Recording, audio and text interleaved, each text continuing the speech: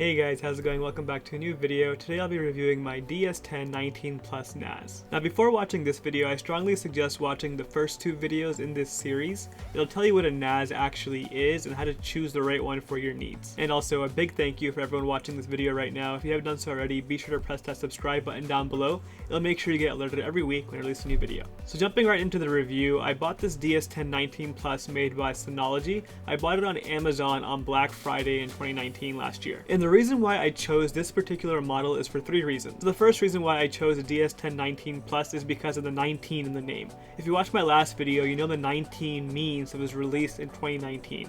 And I wanted to get something that was new and had the latest specs in terms of processing. Now keep in mind, Synology still offers a lot of the older models, and that's because they do last quite a long time. The next reason why I chose this model is because it has 5 hard drive slots, and that was honestly the biggest thing for me. I needed something that I could expand upon over the long term. I really don't know how much information I'm going to be putting on this in 10 years, but I wanted to make sure I had the ability to add more hard drives over time. So it does have 5 hard drive slots built in, but if I buy the expansion unit, it ends up being 10 slots, and that's more than enough to last me for a very long time.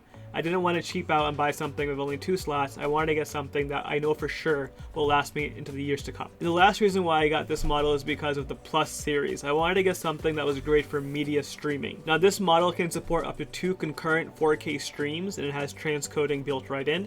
And you can get models that do this that are cheaper as well, but anything in the Plus series is a guaranteed good for streaming. And again, I strongly suggest watching my last video that'll explain all the different options you have. So my first impressions opening the box was a little underwhelming, honestly. It's made out of plastic, and for something that was so expensive, I was kind of hoping it'll be a little more durable, but honestly, it's not meant to be moved around. You're supposed to keep it in one place, so it's not the biggest deal.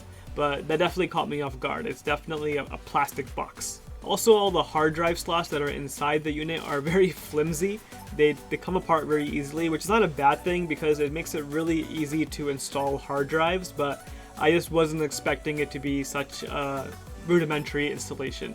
There was no screws, there was no hardware required. You can use your finger to open the whole thing up and put a hard drive in. Putting the plastic stuff aside, I do love the design. It does look very sleek, the buttons are really solid, all the ports are in the right places, so from a design point of view, I love it. It has one USB port in the front and then one USB port in the back. There are also 2 Ethernet ports in the back as well. One small detail that I really enjoyed was the hard drive slots actually have locks on them, and you get a little key to make sure you can lock and unlock them. The last thing you want to do is open the slot up when the thing is turned on, so it just makes sure you have a little extra layer of protection from accidentally opening it up. So alongside my NAS, I also bought 2 hard drives. They're both Seagate Iron Wolf drives, and they're 8 terabytes each. So I have a total of 16 terabytes with 3 more slots available. Now the one thing I have to emphasize is make sure you buy hard drives that are meant for a NAS. You can't just throw any hard drive in here. You have to buy one specifically designed for a NAS. And also keep in mind that a NAS will set up your drives in a RAID format,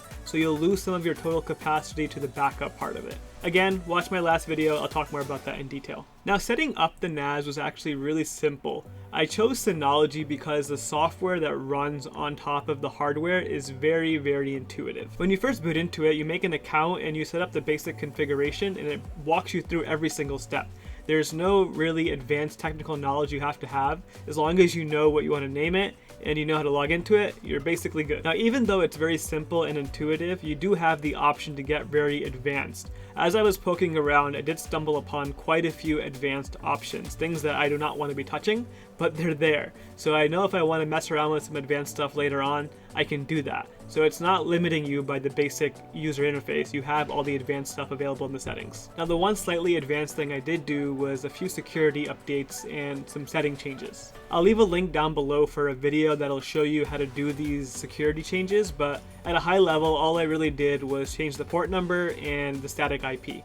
And there are a few other small things, but again, watch the video down below. If you do buy a NAS, there are a few things I strongly suggest doing in case someone does try going on your network and getting into it. A few other impressions that I have, it's not too loud, the fans are running, but it makes a really interesting boot up sound. I wasn't expecting that. There are a few beeps, and throughout the day it does go to sleep once in a while, and then when it wakes up it makes those noises again.